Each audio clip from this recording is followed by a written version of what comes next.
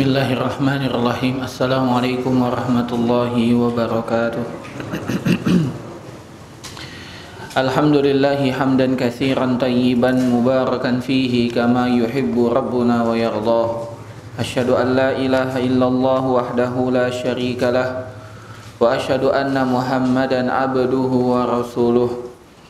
Qala Allah Ta'ala ya ayyuhalladzina amanu taqullaha haqqa tuqatih wa la tamutunna illa wa antum muslimun. Ya ayyuhan nasu taqu rabbakum alladzi khalaqakum min nafsin wahidah wa khalaqa minha zawjaha wa bassa minhuma rijalan katsiran wa nisaa'a wattaqullaha alladzi tasaaluna bihi wal arham innallaha kana 'alaikum raqiba. Ya ayyuhalladzina amanu taqullaha wa qulu qawlan sadida yuslih lakum a'malakum wa yaghfir lakum dzunubakum wa may yuti'illaha wa rasulahu faqad faza fawzan 'azima. Fa inna asdaqal hadithi kitabullah wa khairal hadi hadyu Muhammadin sallallahu alaihi wasallam wa syarrul umuri muhdatsatuha wa kullu muhdatsatin bid'ah wa kullu bid'atin dhalalah wa kullu dhalalatin finnar. Kaum muslimin jamaah sekalian rahimani wa rahimakumullah, kita panjatkan segala puja dan puji syukur kepada Allah Subhanahu wa taala atas segala limpahan nikmat yang Allah Subhanahu wa taala telah berikan kepada kita, mulai dari nikmat iman, nikmat Islam, nikmat kesehatan dan kesempatan, sehingga kita masih dapat melaksanakan aktivitas yang bermanfaat dalam rangka beribadah kepada Allah Subhanahu wa taala. Salawat bertangkaikan salam kita panjatkan kepada Nabi besar Nabi Muhammad sallallahu alaihi wasallam. Semoga salawat dan salam juga tercurah limpahkan kepada keluarga beliau, sahabat-sahabatnya dan para pengikutnya yang mengikuti dengan baik sampai hari kiamat. Kaum muslimin rahimani wa rahimakumullah, alhamdulillah pada malam hari ini kita akan lanjutkan pembahasan dari kitab Minhajul Muslim, yang mana pada pembahasan terakhir kita masih berada pada adab kepada sesama muslim. Adab kepada sesama muslim, ya, dan insyaallah ini adalah pertemuan terakhir. Untuk mengulang, kita telah menyebutkan 16 adab sesama muslim. Yang pertama, memberi salam ketika bertemu dan memberi salam sebelum memulai pembicaraan. Yang kedua, mendoakan ketika ada yang bersin dan yang bersin tersebut mengucapkan alhamdulillah. Doanya apa Pak kalau bersin? Yarhamkallah. Yang bersin mendoakan lagi dengan ucapan yahdikumullah wa yuslihu balakum. Nah, adab yang ketiga adalah menjenguk ketika ada seorang muslim yang sakit dan mendoakan kesembuhan untuknya. Ya. Yang keempat, mengikuti jenazahnya, terutama menyolatinya sampai dikuburkan. Barang siapa yang ikut sholat maka dia dapat pahala 1 qiraat. Barang siapa yang mengikuti sampai dikuburkan maka mendapatkan pahala 2 qiraat. Berapa ukuran 2 qiraat itu? Kata Nabi SAW, itu pahala bagaikan 2 gunung yang begitu besar. 2 gunung Uhud. Kemudian yang kelima dari adab kepada sesama muslim adalah membantu mewujudkan sumpah yang ia ikrarkan. Membantu mewujudkan sumpah yang ia ikrarkan. Maka kita membantunya selagi sumpah tersebut adalah sumpah yang tidak berada atau tidak dalam maksiat kepada Allah. Kalau dalam maksiat tidak boleh. Ya, dia bersumpah untuk tidak menafkahi anaknya, jangan dibantu itu Pak. Ya, kita batalkan sumpahnya dan dia wajib membayar kafarat sumpah. Apa kafarat sumpah Pak?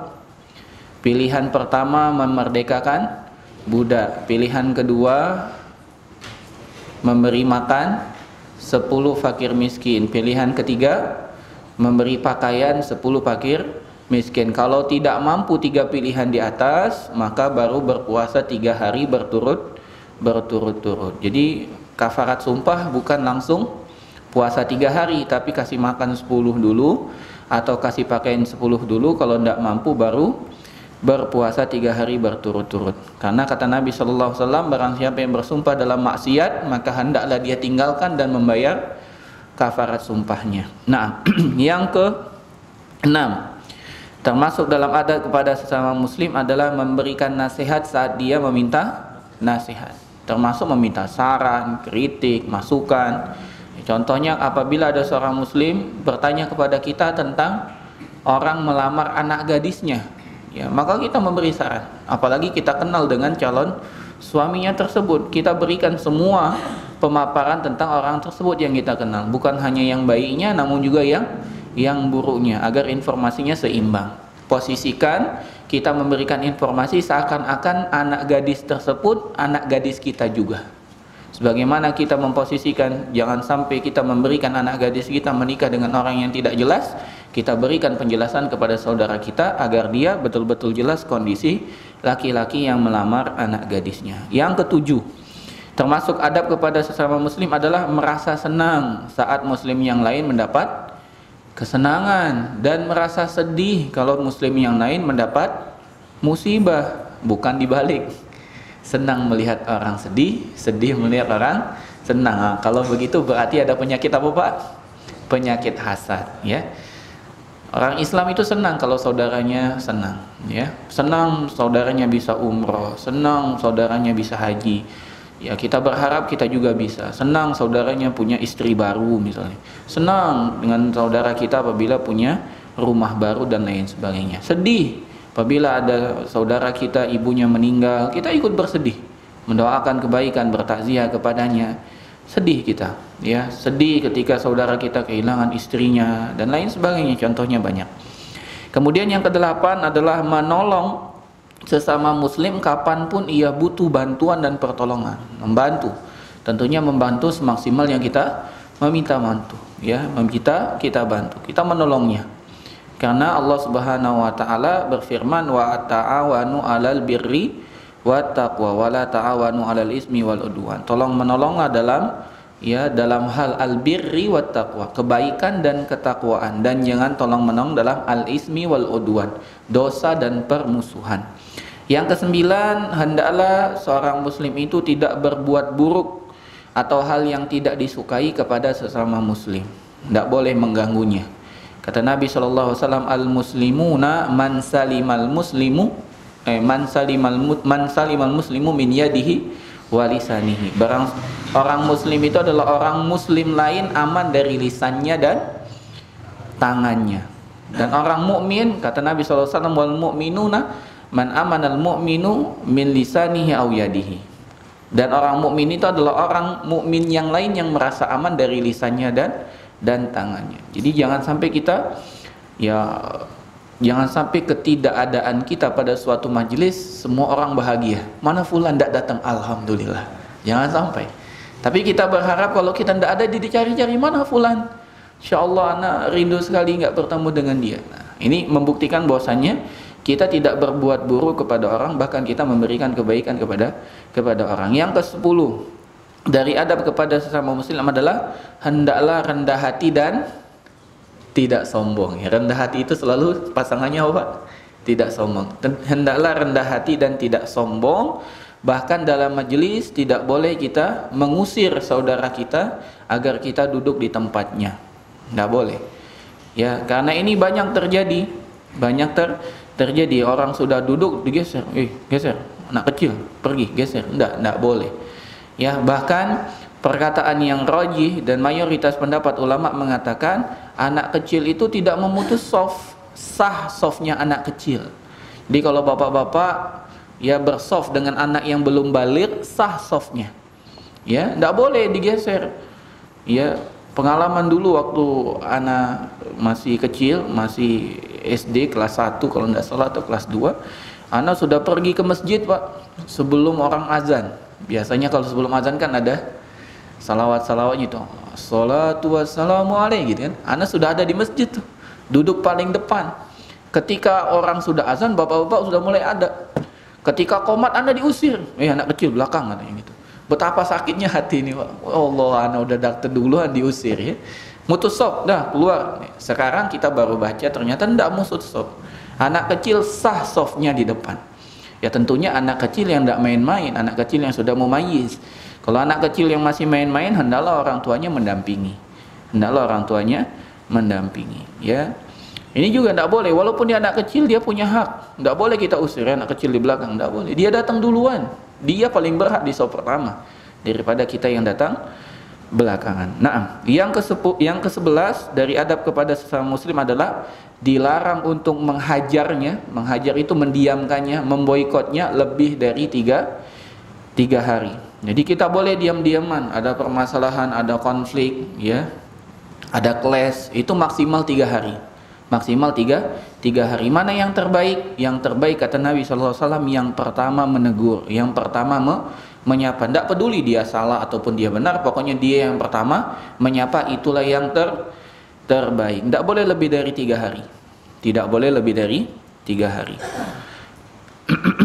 Ada kisah yang begitu menakjubkan tentang masalah menghajar ini, Pak. Ya, mendiamkan. Hajar ini syariat, Pak. Hajar ini adalah syariat agama kita, agama Islam. Pernah terjadi kisahnya pada seorang sahabat. Bahkan bukan kepada seorang sahabat, beberapa sahabat. Salah satunya yang paling terkenal adalah Ka'ab bin Malik. Ka'ab bin Malik. Jadi suatu peperangan, Nabi SAW telah mengumumkan kepada para sahabatnya untuk bersiap-siap berperang. Ka'ab bin Malik adalah sahabat yang mulia, tidak diragukan keimanannya. Ya, begitu mulia beliau. Tapi itulah manusia, kadang-kadang dia tertipu dengan hari-hari, merasa masih jauh, masih lama. Sehingga orang lain sudah bergegas untuk bersiap-siap, Ka'ab bin Malik mengatakan belum siap. Sampai tiba waktunya berangkat, dia tidak siap. Akhirnya dia ditinggal oleh rombongan. Ya, dia ditinggal oleh rombongan. Maka ketika Nabi SAW pulang ke kota Madinah, ternyata yang tidak ikut berperang ini kebanyakan orang munafik. Maka datanglah semua orang munafik itu kepada Nabi meminta uzur. Ya, aku kan ada anak istri aku ini. Semuanya menyampaikan uzurnya, kecuali Ka'ab bin Malik dan 3 orang sahabat lainnya. Ada 3 orang. Kata Ka'ab bin Malik, aku tidak mendapati hari yang jiwaku paling kuat kecuali hari-hari di mana aku tidak ikut berperang. Dan aku tidak mendapati hari hartaku lebih sempurna, paling banyak, kecuali saat aku tidak ikut peperangan ini. Dan aku adalah orang yang sangat lihai untuk memainkan perkataan. Andai aku berbohong kepada Nabi Muhammad SAW agar aku dimaafkan oleh Nabi, artinya aku termasuk orang mendapatkan uzur, aku sudah pasti bisa. Tapi kata Ka'ab bin Malik, untuk apa aku lakukan? Sekarang Nabi redho, pasti suatu saat Allah menjadikan Nabi murka kepadaku. Ini kata Ka'ab bin Malik. Maka Ka'ab bin Malik memilih untuk jujur. Ka'ab bin Malik memilih untuk jujur, Rasulullah, tidak aku dapati hari-hari yang lebih kuat jiwaku kecuali hari ini. Dan tidak aku dapati harta yang paling istimewa pada diriku kecuali pada hari-hari ini. Dan aku tidak ikut berperang tanpa alasan yang jelas. Aku tidak ada uzur kepadamu ya Rasulullah. Maka Nabi SAW pun menghukum Ka'ab bin Malik. Kata Nabi SAW, wahai Ka'ab, tunggulah sampai Allah Subhanahu wa Ta'ala memutuskan perkaramu. Akhirnya apa yang terjadi, Pak? Sekota Madinah memboikot beliau. Sehari 2 hari masih tidak apa-apa, Pak, masih biasa. Oh, tidak ditegur ya tidak apa-apa. Tapi seminggu, Pak, 2 minggu, Pak, kata Ka'ab bin Malik, bumi yang begitu luas terasa sempit. Dada ini yang harusnya lapang terasa tertekan. Ya, wa dhaqat alaihimul ardu bima rahubat.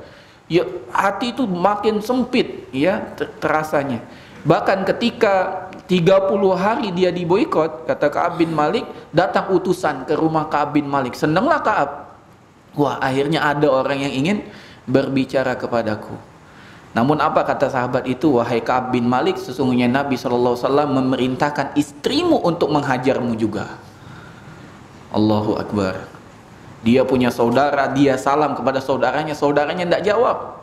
Dia manggil, tidak ditoleh. Saat pergi ke pasar, dia menyeru, memanggil, mau beli, tidak dilayani. Gimana, Pak, rasanya, Pak? Sekota Madinah, Pak. Sekota Madinah. Tapi Ka'ab bukanlah sahabat yang ecek-ecek, bukan sahabat rendahan. Datang utusan Yahudi, datang utusan orang kafir mengatakan, Ka'ab bin Malik, siapa yang tidak mengenal engkau? Kedudukanmu tinggi. Sudah Muhammad dan teman-temannya tidak mau menemanimu. Datang kepada kami. Datang kepada kami. Surat itu ditulis. Kata Ka'ab bin Malik, tidak aku biarkan kecuali aku robek. Jangan sampai hatiku dimasuki oleh bisikan setan. Akhirnya setelah 40 hari penderitaan itu pun akhirnya turun firman Allah Subhanahu wa taala, wa 'alas salasatil latina khulifu. Ya, bagi 3 orang yang tidak ikut berperang, akhirnya Allah Subhanahu wa taala ampuni dan Allah terima taubatnya setelah 40 hari.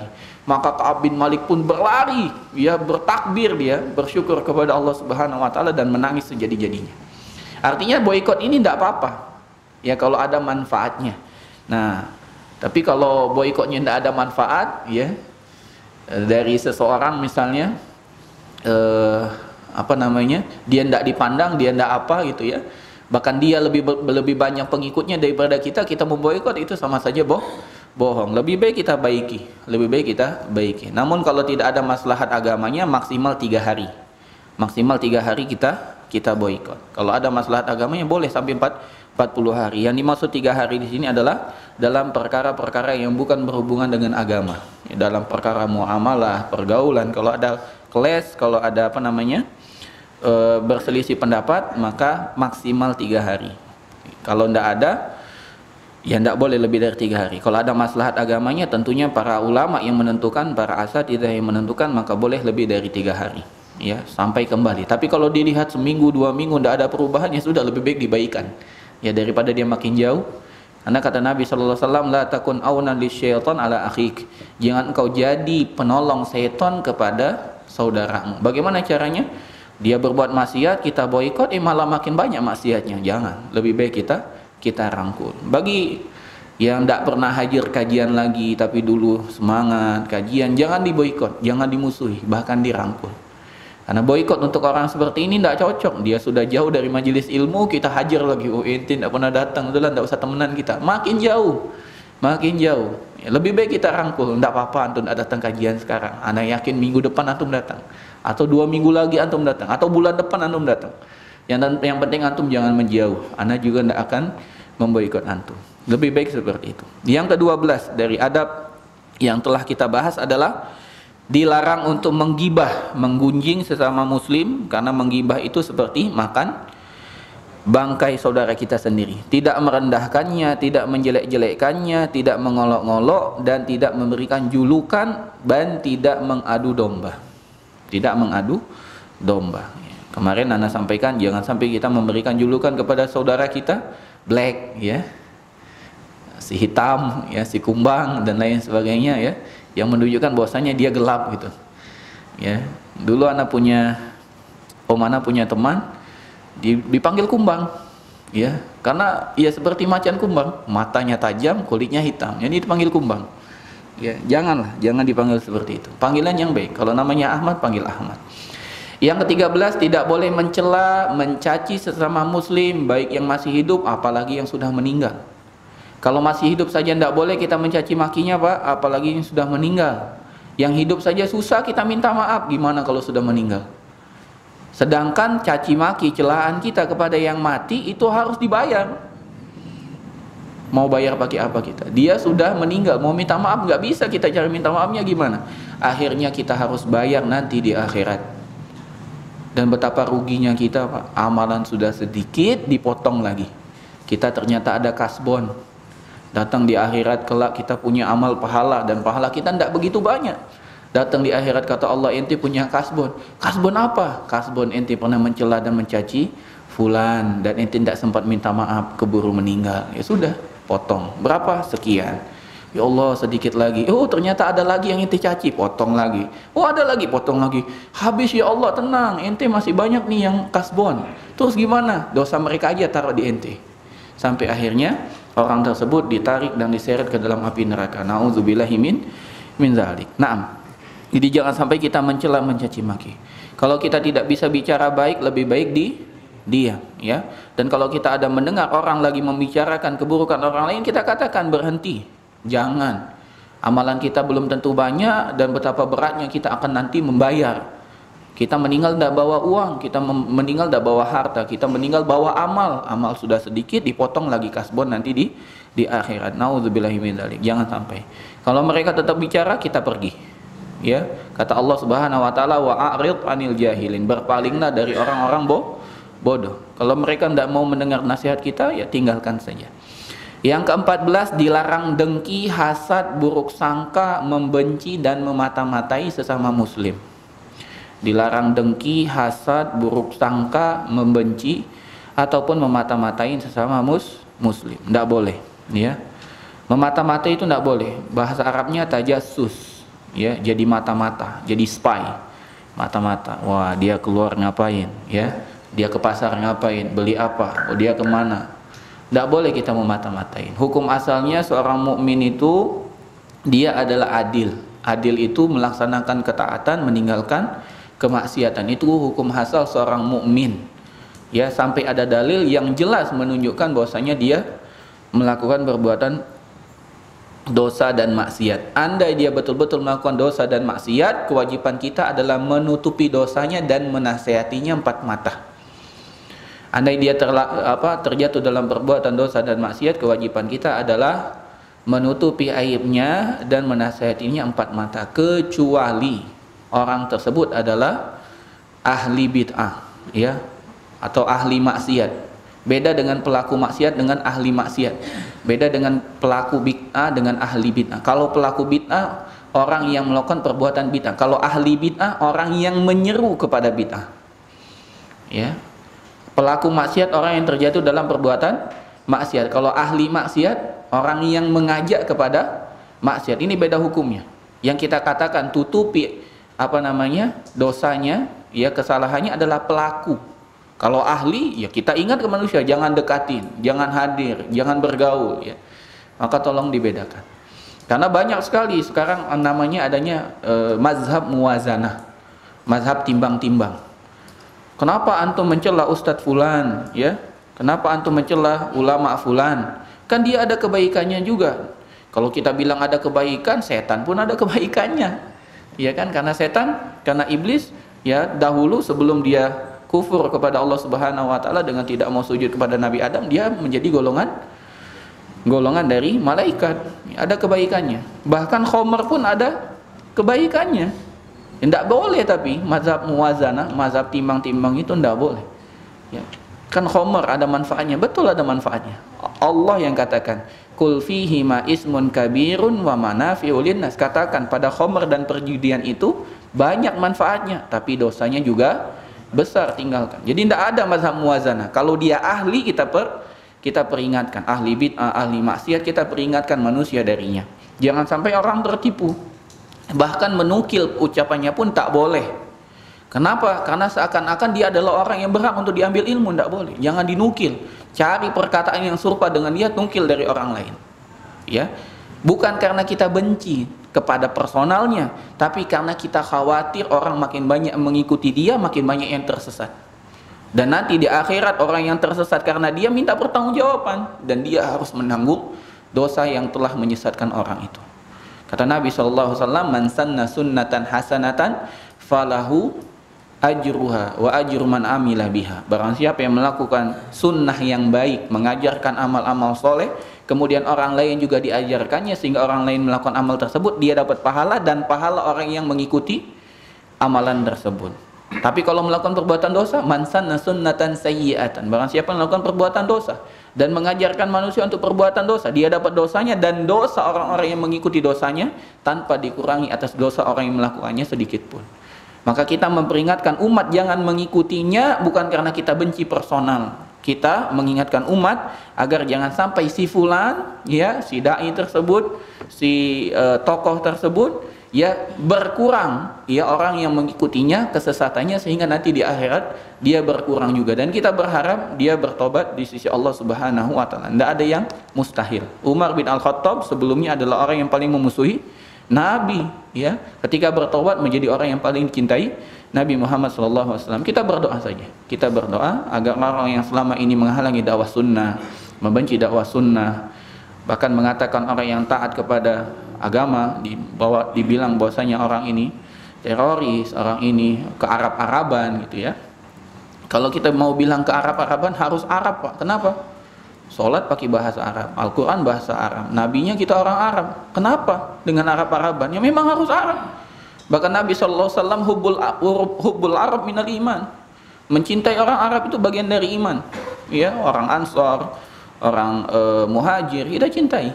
Ya, karena Nabi SAW orang Arab, masa kita benci dengan Arab? Jangan. Bahkan ada yang mengatakan salah satu pintu teroris adalah belajar bahasa Arab. Nauzubillahi min dzalik. Ya. Ini mulai tersebar, ya. Mulai tersebar. Maka kita yang harus mendidik anak-anak kita, jaga anak kita jangan sampai tersebar ini. Ya, kalau kita mau jujur, perbandingan antara negara Arab dengan negara Barat, ya, perbuatan maksiat paling banyak, ya, kemungkaran paling banyak Arab apa Barat? Kalau kita katakan pembunuhan paling banyak di negara Arab atau di negara Barat? Kalau katakan belajar bahasa Arab adalah pintu teroris, kita katakan belajar bahasa Barat lebih dari pintu teroris, kan begitu. Ya. Maka jangan diidentikan seperti itu. Ya. Perkataan itu muncul karena orang sudah ketakutan. Terakhir sensus tahun 2020 ternyata di dunia ini agama paling banyak pengikutnya Islam. Perkembangan Islam sangat meningkat tinggi di Eropa sana. Di Inggris, di Amerika, ternyata perkembangan Islam begitu tinggi. Bahkan banyak sekali orang Indonesia, ya, para penuntut ilmu di Indonesia ini belajar secara online di Universitas Minnesota Amerika, dan itu belajar agama. Dan itu ternyata ulama-ulamanya ada di sana. Bayangkan antum. Artinya perkembangan Islam di sana begitu pesat, ya. Tinggal kita di Indonesia ini bagaimana menangkal kristenisasi yang juga begitu masif di negara kita. Nah, kemudian yang ke-15, tidak curang dan menipu sesama muslim. Tidak curang dan menipu sesama muslim saat jual beli, ya, saat bekerja. Kemarin sudah diberikan contohnya, ya. Kemudian yang ke-16, tidak khianat, tidak bohong, tidak menunda-nunda untuk bayar hutang sesama muslim, ya. Tidak khianat, tidak bohong, dan tidak menunda-nunda membayar hutang sesama muslim. Kemarin juga telah dijelaskan kalau kita sudah bekerja kepada seseorang, maka kita tidak boleh khianat. Karena ketika kita bekerja, kita telah menggadaikan waktu kita dan keahlian kita untuk apa yang dengannya kita dibayar, untuk apa dengannya kita digaji. Maka kita berikan semaksimal yang kita punya, ya. Kemarin juga kita singgung, kebanyakan sekarang orang menganggap gaji itu bukan gaji. Gaji itu adalah seseran yang dia terima, itu salah. Dan ini banyak sekali pemahaman ini tersebar, ya. Wah, alhamdulillah sekarang banyak pendapatan banyak. Maksudnya apa? Sampingannya banyak.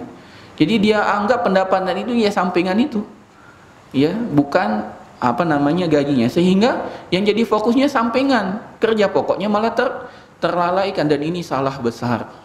Gaji yang ia peroleh itulah yang harus dia penuhi akad-akadnya, bukan sampingannya. Itu orang yang tertipu, ya.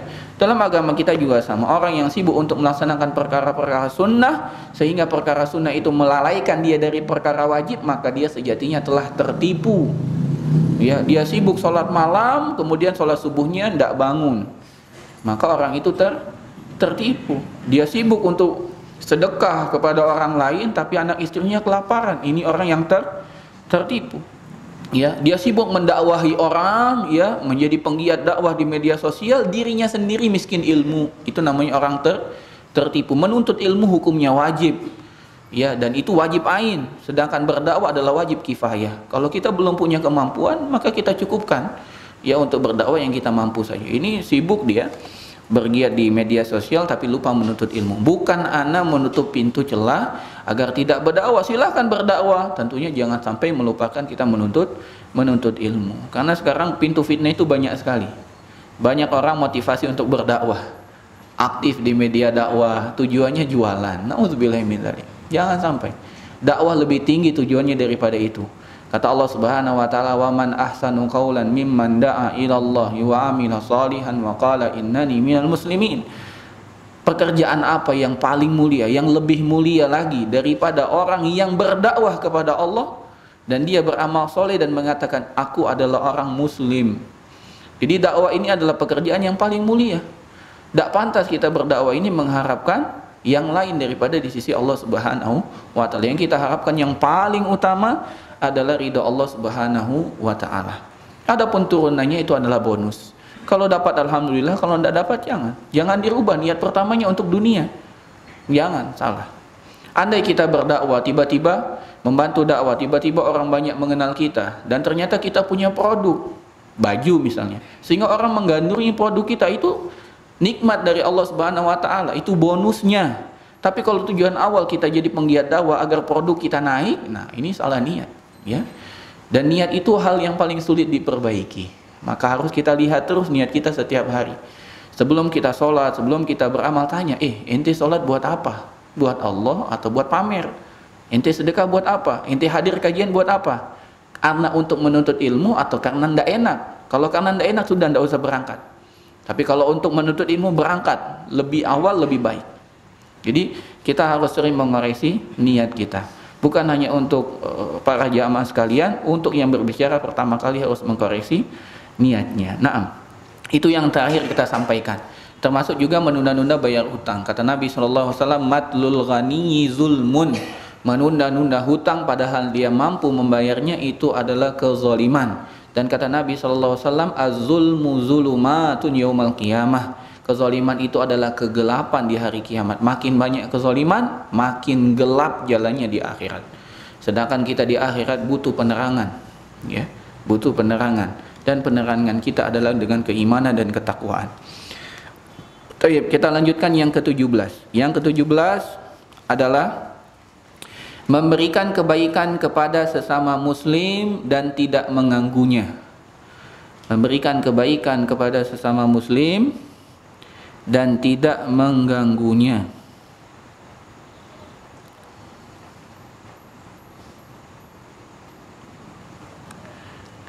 Ya.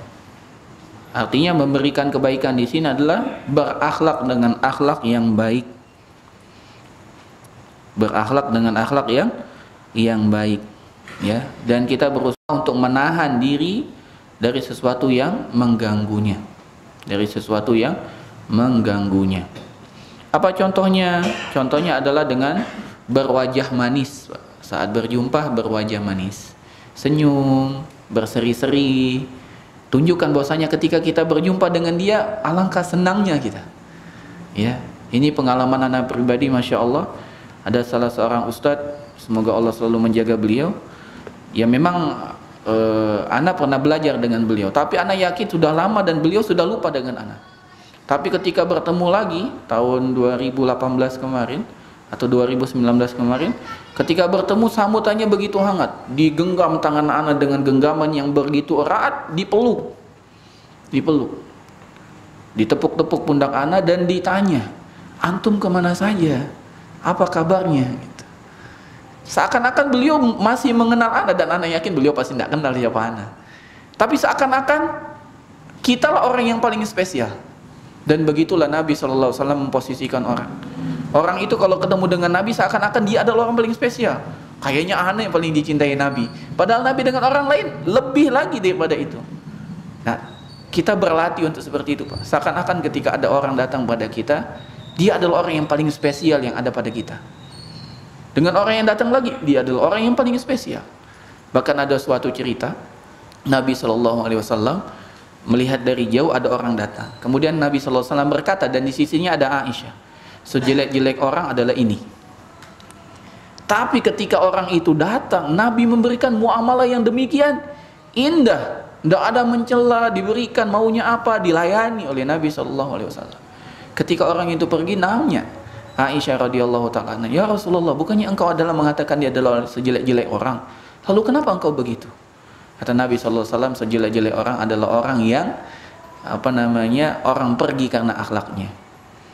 Ya, walaupun kita tahu dia jelek, ketika dia datang kepada kita, kita berharap ada kebaikan yang kita berikan kepada dia. Ya, contoh ada orang yang hobi mabuk-mabukan datang kepada kita, kita sambut. Siapa tahu ketika dia datang, hidayah itu datang. Ya, dan kita tidak bisa memponis, oh kamu mabuk-mabukan, tidak mungkin masuk surga, tidak boleh. Ya, Nabi pernah marah. Ada seorang sahabat yang masih tidak bisa lepas dari kecanduan khamr. Ketahuan mabuk, dipanggil, dicambuk. Besok mabuk lagi, dicambuk lagi. Besok mabuk lagi, dicambuk lagi. Maka seorang sahabat mengatakan, betapa seringnya dia diancam, betapa seringnya dia didatangkan dan dicambuk. Ya, pasti dia tidak akan diampuni oleh Allah Subhanahu wa taala. Kata Nabi SAW, jangan engkau laknat dia, jangan engkau omong yang macam-macam tentang dia. Sesungguhnya dia cinta kepada Allah dan Rasulnya. Nabi SAW bantah. Ya, kita tidak tahu orang itu kan, ada orang yang sedang berusaha, Pak. Kita tidak tahu usahanya. Nah, Nabi tahu usahanya. Jadi kita itu jangan sampai menilai seseorang hanya pada zahirnya. Enggak. Kita melihat dia masih khamar, dia masih merokok misalnya gitu. Itu kan zahirnya. Kita tidak tahu upaya yang sedang dia lakukan. Mungkin selama ini dia merokoknya 5 bungkus per hari. Nah, sekarang dia tahap, ya udah 4 bungkus, 3 bungkus, 2 bungkus, dan sekarang masih satu batang sehari. Dia prosesnya. Ketika kita katakan inti merokok terus, ya tersinggung dia. Hendaklah kita memberikan kalam yang terbaik, ucapan yang terbaik, sehingga dengan itu orang menerima. Ya, Nabi saja Pak, ini Nabi Pak. Yang kata Nabi, kata Allah Subhanahu Wa Taala, orang yang paling mulia, orang yang dipilih oleh Allah Subhanahu Wa Taala. Kata Allah Subhanahu Wa Taala, walau kunta fazzan ghalizan qalbi lan faddu min haulik. Kalau seandainya hatimu keras, omonganmu kasar, sahabat-sahabat yang ada di sekitarmu pergi. Ini Nabi. Dan sahabat. Keimanannya bukan keimanan seperti keimanan kita, itu pergi dari Nabi sallallahu alaihi wasallam. Itu Nabi. Makanya Allah Subhanahu wa taala memberikan kepada kita betapa banyak cerita. Bagaimana Nabi Musa kepada Fir'aun, kata Allah Subhanahu wa taala, faqula lahu qawlan layyina la'allahu yatadzakkaru aw yakhsha. Maka datanglah kepada Fir'aun, ucapkanlah dengan kalimat yang baik lagi lembut. Fir'aun ngomongnya, dakwahkan kepada Fir'aun dengan ucapan yang baik lagi lembut. Fir'aun, memang saudara kita lebih jahat dari Fir'aun? Enggak kan? Emang saudara kita membunuh seperti Fir'aun, membunuh semua anak laki? Kan enggak. Lantas kenapa kita begitu jelek, begitu kasar kepada ya saudara kita? Hendaklah perkataan yang paling baik, paling lembut yang dapat menyentuh hatinya. Siapa tahu dengan itu Allah Subhanahu wa taala berikan petunjuk untuk dirinya. Contoh yang lain yaitu menerima pemberiannya. Contoh lain adalah menerima pemberiannya. Walaupun pemberian itu menurut kita adalah sesuatu yang biasa. Pernah juga Anda sampaikan di sini, ada orang yang membawa hadiah. Ada seseorang baru lahiran, dia bawa hadiah. Yang lahiran ini orang kaya, ya, perlengkapan bayinya sudah lengkap, ya. Ya, walaupun dia sudah lengkap, ketika ada orang datang ingin menghargai, ingin ikut berbahagia dengan kelahiran anaknya, walaupun mereknya merek rendahan atau mungkin tidak ada merek, kita terima dengan senang hati, kita ambil langsung kita simpan. Masalah kita pakai, tidak kita pakai itu urusan lain. Ya, ini kalau kita tidak diterima, begitu dia serahkan langsung taruh di sini, begitu dia datang sampai dia pergi tetap di situ, itu sakit Pak. Ya Allah, ya tahu anak memang miskin gitu kan. Dia akhirnya berpikir yang macam-macam. Tapi kalau kita telah ambil, alhamdulillah hadiah Anda dihargai. Dia kan tidak tahu anak kita pakai itu atau enggak. Ya, entah kita buang atau kita kasih yang lain kan urusan kita. Yang penting di hadapan dia kita memberikan hal yang baik. Contoh yang lain adalah memaafkan kesalahannya. Memaafkan kesalahannya. Siapa di antara kita tidak punya salah? Pasti salah, ada khilaf. Ketika ada seseorang berbuat salah dan dia minta maaf, maafkan. Memaafkan. Ya, memaafkan, dan itu perbuatan yang baik.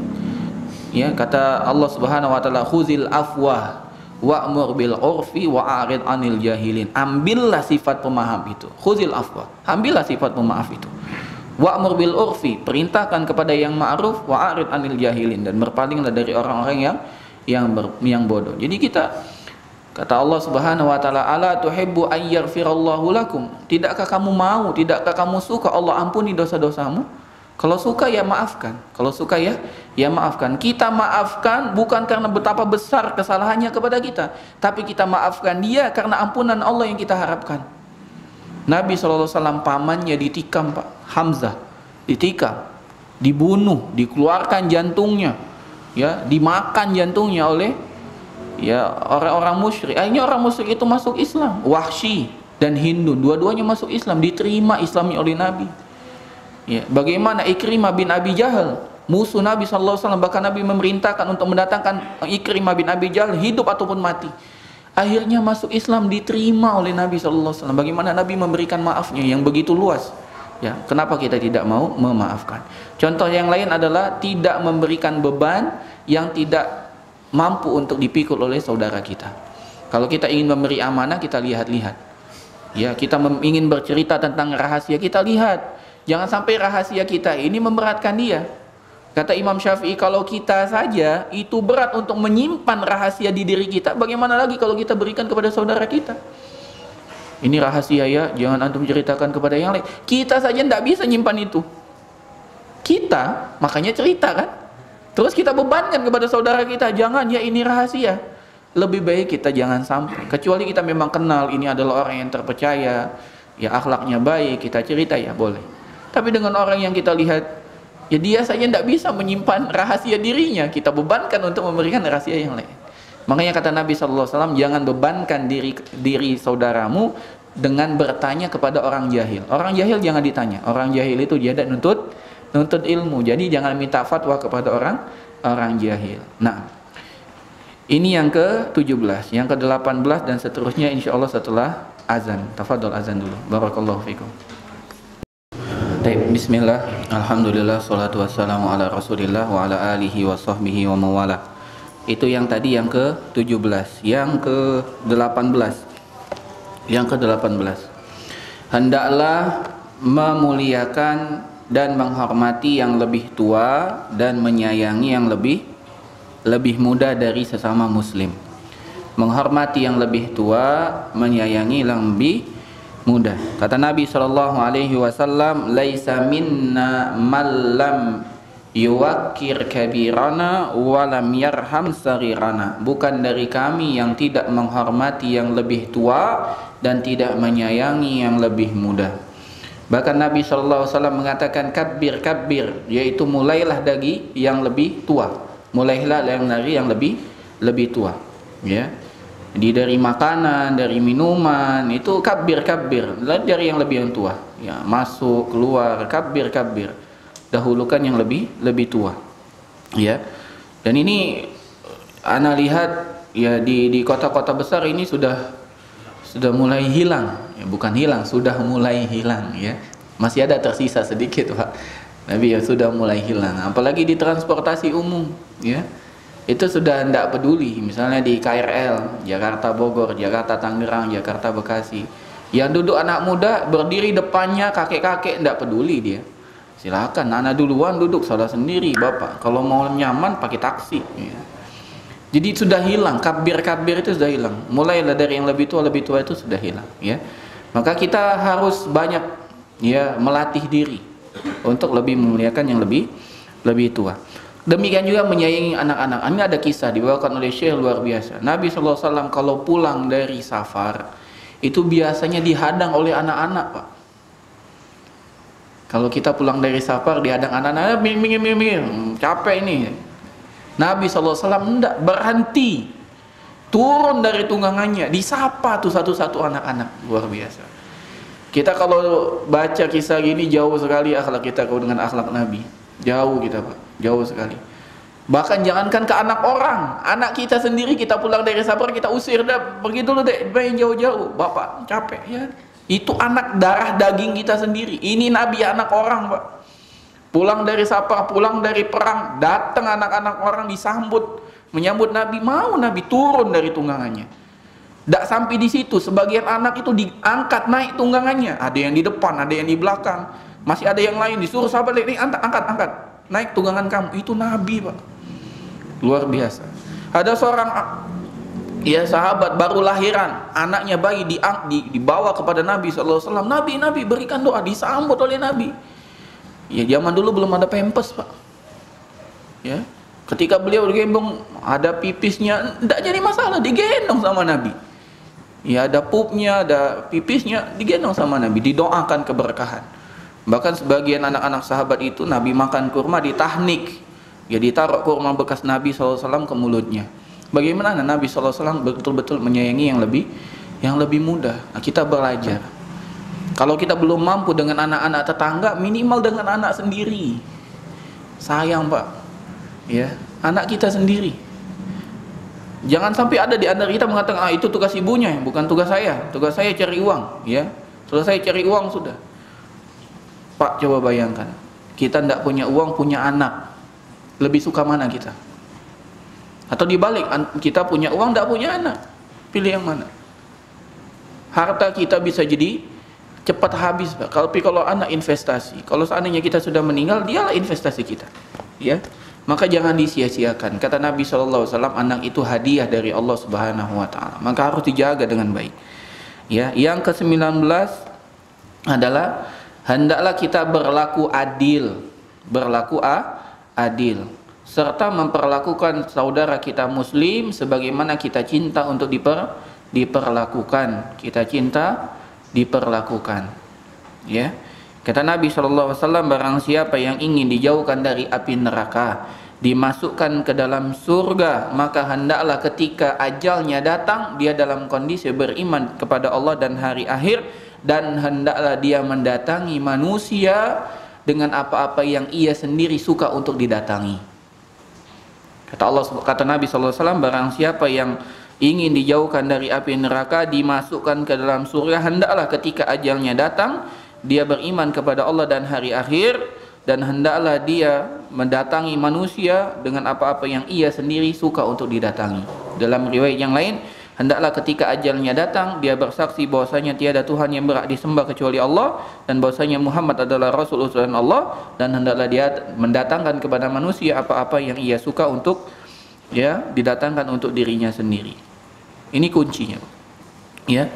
Bahkan Nabi SAW mengatakan, la yu'minu ahadukum hatta yuhibba li akhihi ma yuhibbu li nafsihi. Tidak sempurna keimanan salah seorang dari kalian sampai kalian mencintai untuk saudaranya apa-apa yang kalian cintai untuk diri kalian sendiri. Ya, bahkan Nabi SAW mengatakan dalam sebuah hadis, la yastakmilul abdul iman hatta yakuna fihi salasu khisalin. Tidak sempurna iman seorang mukmin, seorang muslim, seorang hamba sampai dia melakukan 3 perkara. Yang pertama, al-infaqu minal iqtar. Dia berinfak walaupun dia takut miskin. Dia berinfak walaupun dia takut miskin. Artinya dia kurang tapi tetap berusaha untuk berinfak. Yang kedua, wal insafu min nafsihi. Wal insafu min nafsihi. Hendaklah dia berlaku adil dengan dirinya sendiri. Berlaku adil. Apa makna berlaku adil?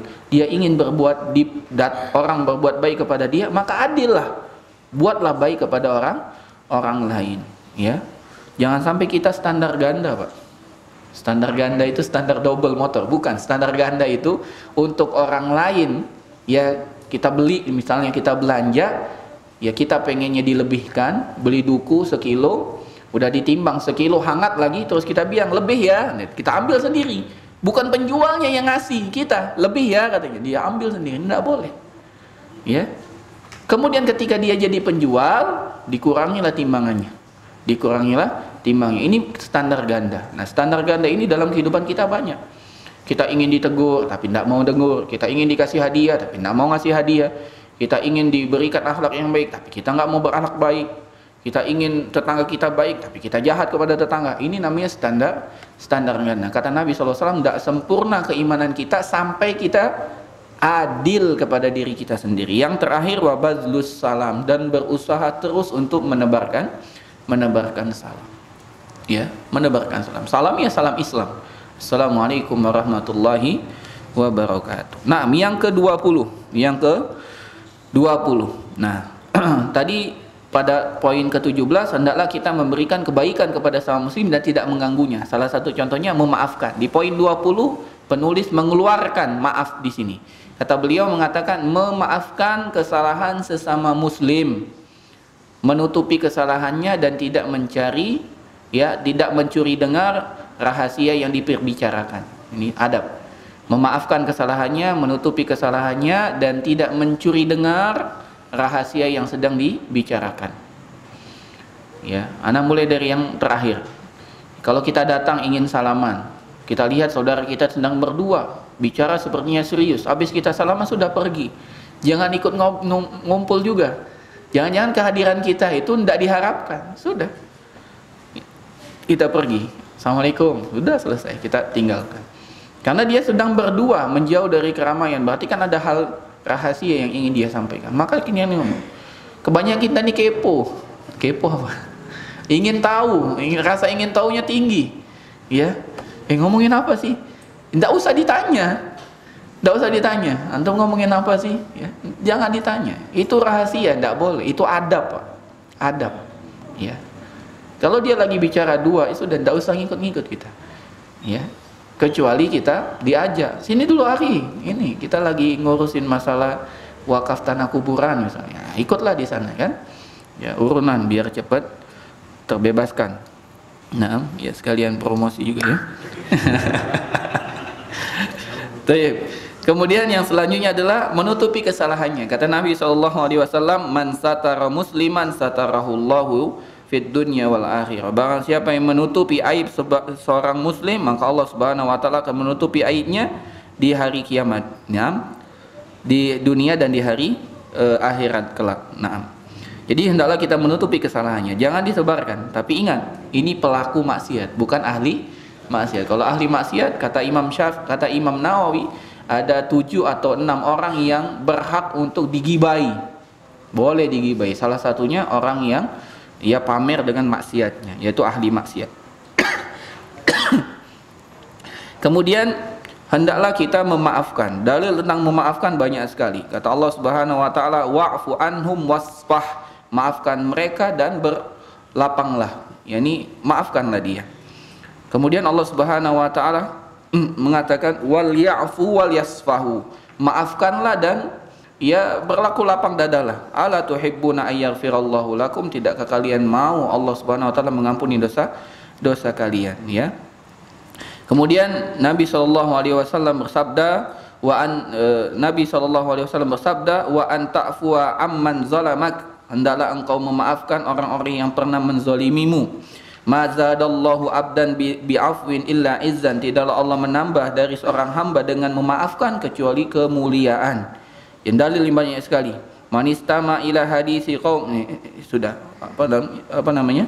Tentang memaafkan. Adapun tentang mencuri dengar tadi, dalilnya manistama ila hadisi qaumin fahum lahu karihuna subba fi udhunihil ana ukayaumal qiyamah. Barang siapa yang mencuri dengar perkataan sekelompok orang sedangkan mereka tidak suka dengan hal tersebut, maka dia akan diberikan hukuman oleh Allah Subhanahu wa taala di hari kiamat kelak. Yang ke-21. Adab yang ke-21, ya. Membantu dan menolong sesama muslim, ketika dia meminta bantuan untuk memenuhi kebutuhannya. Ketika dia memohon untuk memenuhi bantuannya. Kata Nabi SAW, barang siapa yang meringankan kesulitan seorang mukmin di dunia, maka Allah akan mudahkan urusannya, masalahnya dari kesulitan di hari kiamat. Barang siapa yang memudahkan hutang bagi orang yang terlilit hutang, maka Allah akan mudahkan urusannya di dunia dan di akhirat. Masalah hutang, Pak, kita bantu. Kalau kita melihat ada orang yang susah membayar hutang dan hutangnya kepada kita, kita beri keringanan. Keringanan hutang tuh banyak. Pertama, keringanan tempo bayar. Awalnya dia nyanyi 3 bulan, dia sulit bayar, kita kasih setahun. Setahun tidak juga, kasih 1,5 tahun. Tidak juga 2 tahun, tidak juga, sudah ikhlas. Ya, karena begitu kita memberikan tempo tambahan, kata Nabi SAW, ketika kita memberikan tempo tambahan, maka seakan-akan kita bersedekah dengan nilai hutang tersebut setiap hari. Jadi kalau ada orang hutang 1 juta, kemudian jatuh tempo 3 bulan, dia tidak bisa bayar, terus kita beri tambahan waktu, maka tambahan itu setiap hari kita seakan-akan infak 1 juta. Untung tidak, Pak? Untung banget. Makanya dari itu kita tidak boleh ngambil untung dari hutang. Ini salah satu, Allah murka. Ini adalah kebaikan, tidak boleh ente akal-akali. Ini hutang, tidak boleh diakal-akali. Maka ketika kita memberikan hutang, tidak boleh kita minta tambahan. Namanya, kalau minta tambahan namanya riba, tidak boleh. Karena ini murni. Ya, kalau mau ada tambahan, ya transaksi jual beli. Apa itu? Ya ada untung, ada rugi. Kalau hutang piutang ini tidak ada untung, tidak ada rugi, Pak. Untung terus. Kenapa? Andai dia tidak bayar, Allah lipat gandakan. Andai dia bayar, ya ini impas. Ya, untungnya kita lebih banyak. Karena tiap kita memberikan bantuan itu, kita dapat kemuliaan. Bahkan dimudahkan kesulitan kita di dunia dan di akhirat. Nah, barang siapa yang menutupi kesalahan seorang muslim, maka Allah akan menutupi kesalahannya di dunia dan di akhirat. Sesungguhnya Allah selalu senantiasa menolong seorang hamba apabila hamba tersebut selalu menolong saudaranya. Nah, yang ke-22 dan ini yang terakhir adalah melindungi sesama muslim dan memberikan apa yang ia minta atas nama Allah Subhanahu wa taala. Ya, serta membalas kebaikan dan mendoakannya. Kata Nabi SAW, barang siapa yang meminta perlindungan kepadamu dengan nama Allah, maka berikanlah perlindungan. Dia minta perlindungan saja harus kita tolong, apalagi dia minta perlindungan atas nama Allah. Ya, demi Allah bantu aku, ya kita bantu. Demi Allah lindungi aku, lindungi. Ya, wa man sa'alakum billahi fa'atuh. Barang siapa yang minta kepadamu dengan nama Allah, maka hendaklah engkau berikan. Nah, wa man da'akum fa'ajibuh. Barang siapa yang mengundang dirimu, maka datanglah undangannya. Wa man sana'a ilaikum ma'rufan fakafi'uhu. Barang siapa yang melakukan memberikan kebaikan kepadamu, maka balaslah kebaikan tersebut. Balas, Pak. Ya, balas. Ya.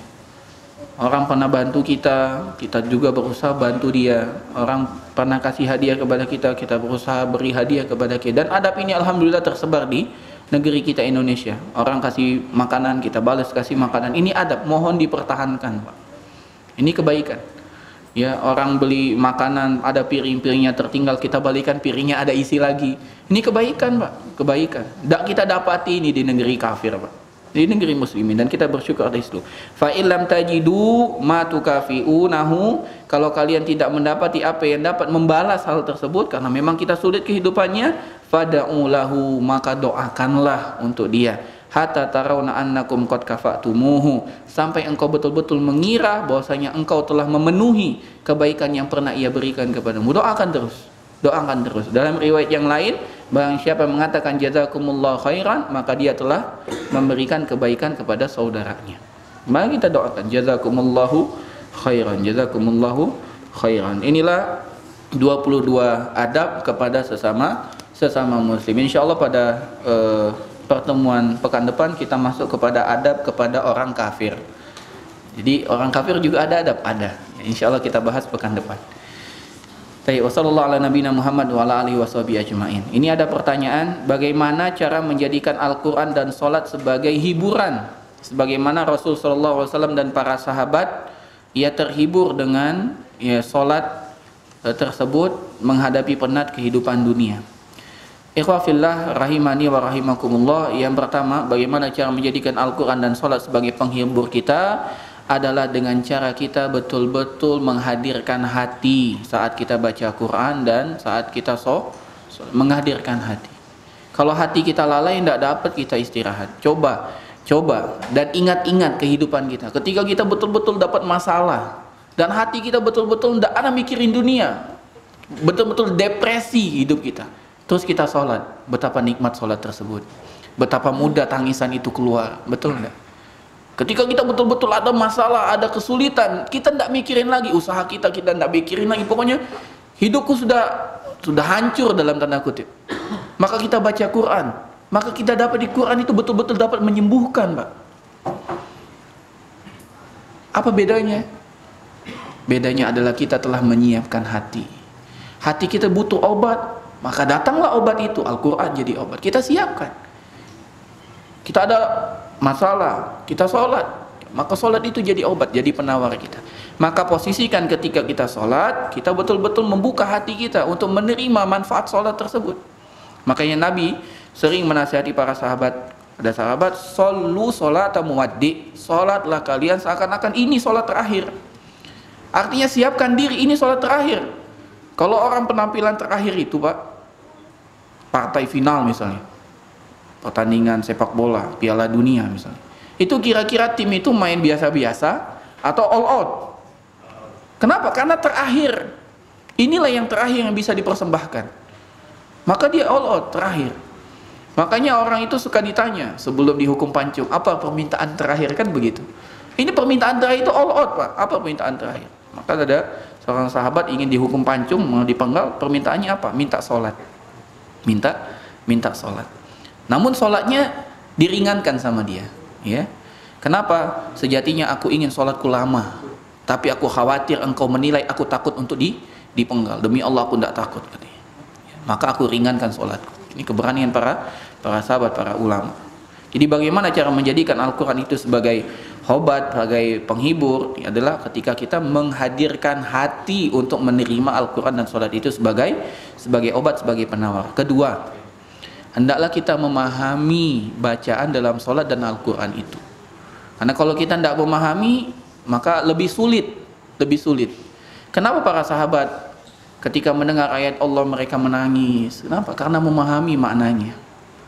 Maka minimal kalau kita belum bisa bahasa Arab, baca berulang-ulang, baca ayat, baca terjemah, baca ayat, baca terjemah, dan berusaha untuk mengkorelasikan antara ayat dengan terjemah tersebut, sehingga ketika kita terdengar ayat itu terngiang-ngiang, oh ayat ini maknanya ini, kita raba-raba.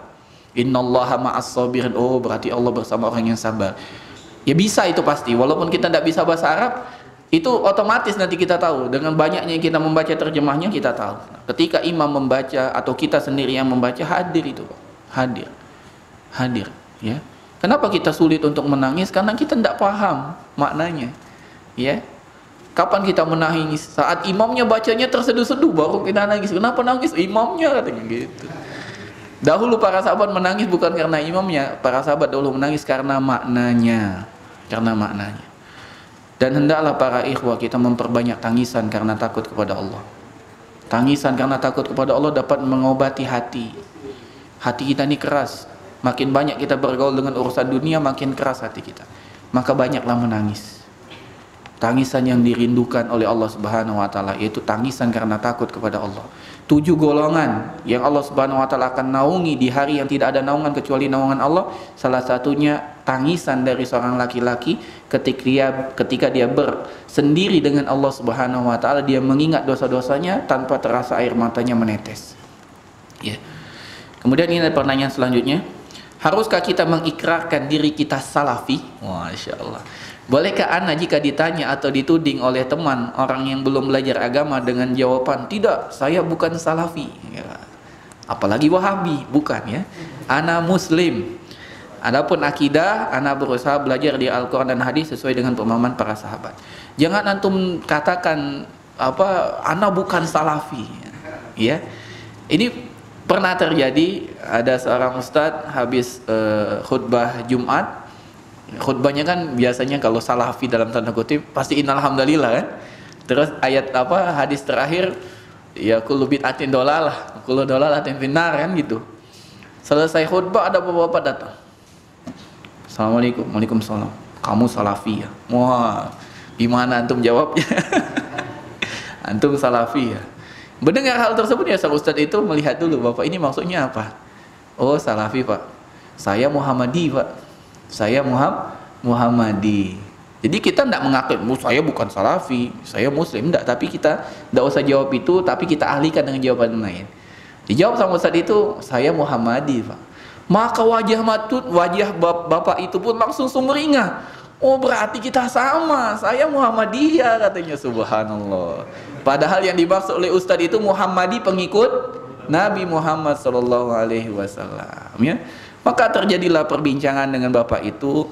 Ternyata bapak ini mendapatkan video tentang salah satu ustadz salafi yang mana seakan-akan di video itu tidak menghargai kaum muslimin, ya.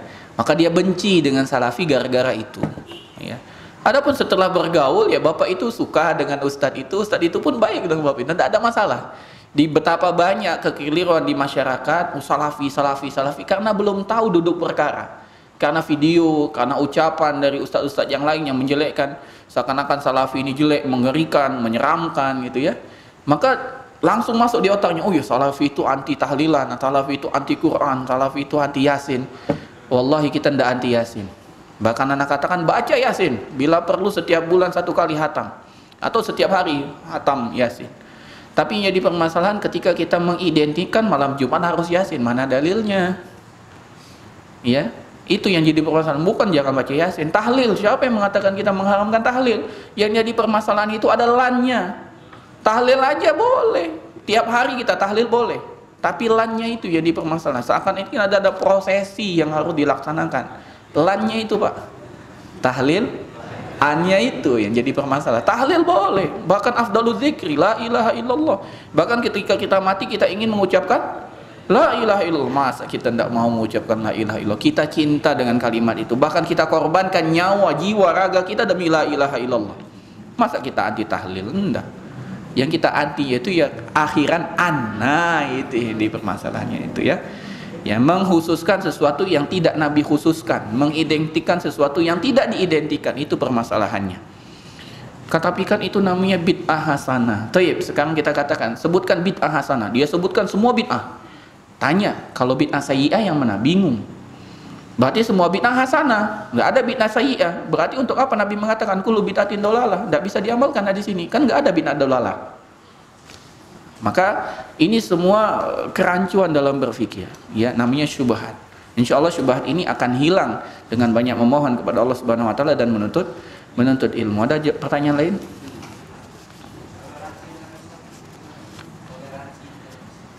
Toleransi dalam Islam. Allah Subhanahu Wa Taala berfirman, lakum dinukum waliyadin. Allah Subhanahu Wa Taala berfirman, la ikraha fid din. Nabi SAW tidak pernah memaksa, bahkan kepada pamannya sendiri, enggak. Nabi hanya berdakwah, itu toleransi. Ya, kita berdakwah saja, kita tidak memaksa.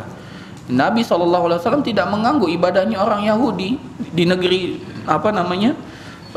Persia, Romawi, itu tidak diganggu, ya, tidak diganggu. Silakan mereka. Bahkan orang kafir yang tinggal di negeri orang Islam yang bayar jizyah tidak boleh diganggu.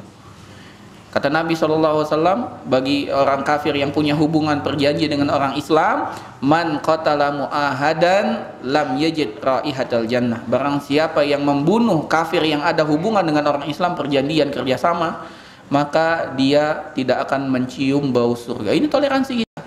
Ini toleransi kita. Ya, adapun toleransi kita ketika dia ada acara kita hadir, ini bukan toleransi. Ini namanya mengakui kebenaran agama tersebut. Seakan-akan kita mengatakan, kalau seandainya adalah orang-orang Nasrani misalnya, ya, kalau kita hadir dalam acara Natal misalnya, seakan-akan kita mengatakan, iya selamat ya, ternyata Allah punya anak gitu. Ridhokah kita mengatakan Allah punya anak? Enggak, itu bukan toleransi. Ucapan selamat Natal, kita orang Islam mengikrarkan bahwasanya Isa anak Allah. Jangan sampai kita menganggap itu. Apalagi mohon maaf dalam acara agama yang lain misalnya. Apapun agamanya, ucapan selamat tahun baru, selamat apa, jangan, ya. Tahun baru Cina, tahun baru Imlek, tahun baru apa, jangan. Kalau kita mengucapkan seakan-akan kita mengikrarkan, iya agamanya benar kok, tidak boleh. Makanya salah satu makna dari firman Allah Subhanahu Wa Taala di dalam surat Al-Furqan mensifati sifat ibadur Rahman, alladzina la yashhaduna zura, yaitu orang-orang yang tidak pernah menyaksikan kedustaan. Karena dalam bahasa Arab bersaksi palsu itu ada huruf bi, yashhaduna bizzur, bersaksi dengan saksi palsu. Tapi dalam ayat ini yashhaduna zura, menyaksikan kepalsuan. Dijelaskan oleh para ulama tafsir, kepalsuan disebut adalah hari-hari besar orang-orang kafir. Tidak boleh kita menyaksikan. Ya, tidak boleh kita menyaksikan, karena menyaksikannya atau menghadirinya atau mengucapkan selamat pada hari tersebut, kita mengatakan bahwasanya kita setuju dengan agama tersebut. Padahal Allah mengatakan innad dina innallahil Islam. Wallahu a'lam bishawab. Ada lagi? Tidak ada, kita cukupkan. Barakallahu fikum. Semoga Allah Subhanahu wa taala limpahkan kepada kita ilmu yang bermanfaat, amal yang soleh, dan rezeki yang halal, dan Allah Subhanahu wa taala memberikan kita kesehatan terus dalam rangka beribadah kepada Allah. Kita tutup, subhanakallahumma bihamdika asyhadu an la ilaha illa anta astaghfiruka wa atubu ilaik. Wassalamualaikum warahmatullahi wabarakatuh.